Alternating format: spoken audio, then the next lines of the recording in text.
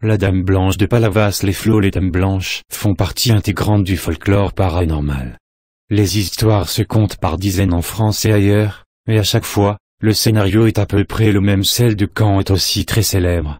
Une histoire revient néanmoins souvent, celle de la mystérieuse autostoppeuse de Palavas-les-Flots, qui monta dans la voiture de plusieurs jeunes gens non alcoolisés. L'enquête de police le confirma par un soir de 1981. Une femme habillée de blanc, donc, la cinquantaine, et peu encline à faire la discussion aux occupants du véhicule. Assise tranquillement à l'arrière, la Dame Blanche a disparu alors que la voiture roulait, juste après avoir crié « Attention virage, attention virage ». Depuis, difficile d'emprunter cette route, reliant la station balnéaire à Montpellier, sans se dire que la Dame Blanche fera peut-être son apparition. La maison qui saigne. La fameuse maison sanglante après sa reconstruction. Cette histoire est peut-être l'une des plus connues, notamment grâce à l'émission de TF1, Mystère, qui lui a consacré un sujet. Dans le quartier de Rémicourt, à Saint-Quentin dans l'Aisne, une famille qui venait d'emménager dans une maison somme toute ordinaire, fut un beau jour dérangée par des bruits venant du rez-de-chaussée.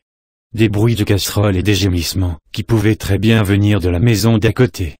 Quand les murs se mirent à saigner, les locataires commencèrent franchement à se poser des questions. Pensant d'abord qu'il s'agissait de peinture, ils firent analyser le liquide, qui était bel bien du sang humain. Oui, comme dans le film culte Amityville. Pour en avoir le cœur net, la famille et les enquêteurs décidèrent même de quitter la maison pendant une semaine, après avoir étalé de la farine sur le sol. À leur retour, le sang était partout. Rien à faire, il ne s'arrêtait plus de couler. Au point d'encourager la destruction de la maison, sous laquelle furent découverts les restes d'une cinquantaine de soldats allemands datant de la Première Guerre mondiale. Depuis reconstruite, la maison n'a plus jamais fait parler d'elle. La maison de Norbécourt. Certains lieux hantés font carrément la une des médias, à l'instar de la maison de Norbécourt dans le Pas-de-Calais. En 13 ans, la bâtisse a accueilli plusieurs locataires. Personne ne s'est plaint, jusqu'aux derniers occupants en date, jets de pierre incessants, fruits volants, chaises qui bougent toutes seules, porte-savon agressifs, les exemples ne manquent pas. Même le maire, en visite chez les locataires, a pu observer des choses étranges. Un exorcisme a été effectué par le diocèse pour tenter de calmer la maison. Là encore, les phénomènes divisent, comme en témoigne la personne interrogée par France Télévisions, qui n'hésite pas à mettre le mystère sur le dos d'un MacGyver farceur. Ce qui est tout compte fait encore plus flippant.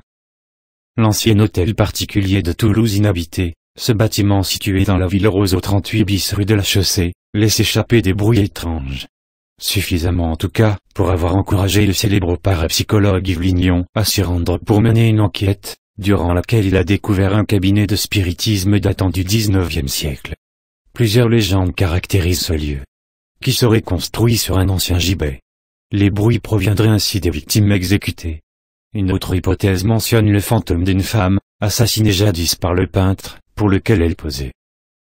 Le château de Comarque dans le Périgord, ce lieu stratégique important de la guerre de 100 ans, fut notamment le théâtre d'un drame ayant laissé des traces qui perdurent aujourd'hui. Un pauvre malheureux, amoureux de la fille du propriétaire des lieux, le comte de Comarque, y fut décapité.